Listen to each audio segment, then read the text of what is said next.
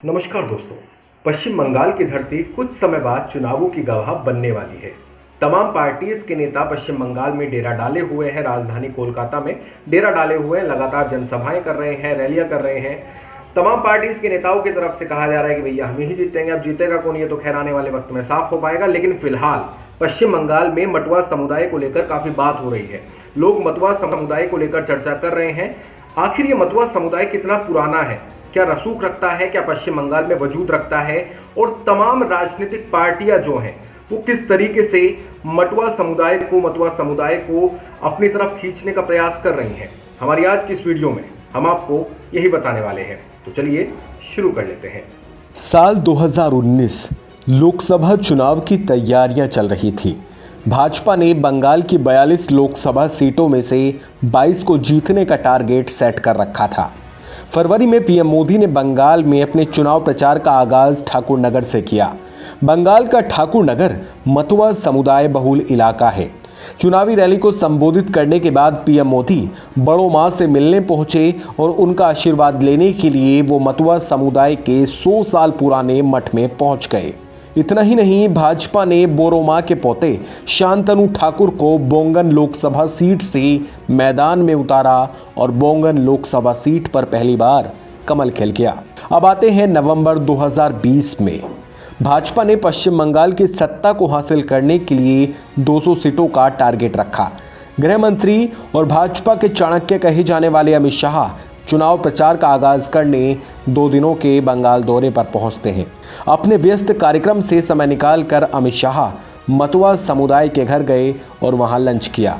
इतना ही नहीं, 8 फरवरी 2021 को अमित शाह ने इसी मतुआ समुदाय बहुल ठाकुर नगर में एक रैली को संबोधित किया और ऐलान कर दिया कि कोरोना वैक्सीनेशन के बाद राज्य में CAA के तहत शरणार्थियों को बसाया जाएगा। ऐसे में लोगों के मन में ये सवाल उठा कि आखिर ये मतुआ समुदाय कौन है और पश्चिम बंगाल की राजनीति में भाजपा के लिए ये समुदाय इतना अहम क्यों है। असल में 1860 में अविभाजित बंगाल में एक समाज सुधारक हुआ करते थे। नाम था हरिचंद्र ठाकुर। इन्होंने ही मतुआ समुदाय की शुरुआत की। संप्रदाय के लोग उन्हें भगवान विष्णु का अवतार मानते हैं और श्री श्री हरिचंद्र ठाकुर कहते हैं। 1947 में जब भारत और पाक का विभाजन हुआ और बंगाल का विभाजन होकर पूर्वी पाकिस्तान बना तो हरिचंद्र ठाकुर का परिवार भारत आ गया और पश्चिम बंगाल में वो रहने लगे। फिर मतुआ संप्रदाय का जिम्मा हरिचंद्र ठाकुर के परपोते रंजन ठाकुर ने संभाल लिया। उनकी पत्नी बीणा पाणी देवी को ही मतुआ माता या बोरो माता कहा जाता है। बोरो माँ का सीधा मतलब है बड़ी माँ।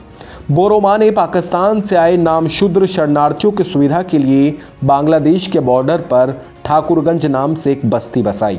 नामशूद्र के अलावा दूसरे दलित समाज के लोग भी मतुआ संप्रदाय से जुड़ते चले गए। अब सवाल ये कि पश्चिम बंगाल की राजनीति में क्यों अहम है मतुआ संप्रदाय।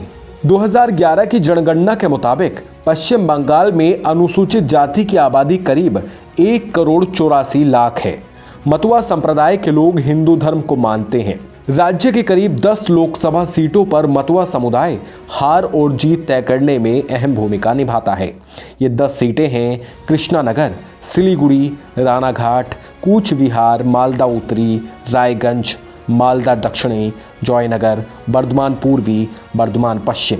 इसके अलावा राज्य के 294 विधानसभा सीटों में से कम 74 सीटों पर मतुआ संप्रदाय निर्णायक भूमिका में रहता है।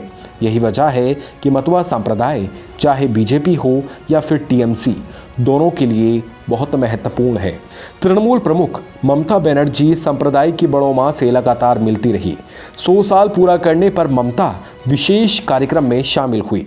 101 साल की उम्र में जब बड़ों मां का निधन हुआ तो पूरे राजकीय सम्मान से उन्हें आखिरी विदाई दी गई। तब ममता बनर्जी ने गहरा शोक प्रकट करते हुए कहा था कि उनके सर से मां का साया छिन गया है। 2011 और 2016 के विधानसभा चुनावों में मतुआ संप्रदाय ने ममता बनर्जी के पक्ष में वोट किया, लेकिन फिर मतुआ संप्रदाय का रुझान बीजेपी की तरफ बढ़ने लगा। इस करीबी को बढ़ाने में नागरिकता संशोधन कानून ने भी अहम भूमिका निभाई है। मतुआ संप्रदाय के लिए CAA का मुद्दा काफी अहम है। कानून लागू होने के बाद इस समुदाय के लोगों को भी यहाँ की नागरिकता मिलेगी जो पूर्वी पाकिस्तान से पश्चिम बंगाल चले आए थे। यही वजह है कि विधानसभा चुनाव में भाजपा CAA का मुद्दा जोर शोर से उठा रही है। बाकी दोस्तों, मतुआ समुदाय के बारे में आप क्या जानते हैं और इसके बारे में आप क्या सोचते हैं, कमेंट सेक्शन में प्लीज़ हमें ज़रूर बताइएगा। शुक्रिया।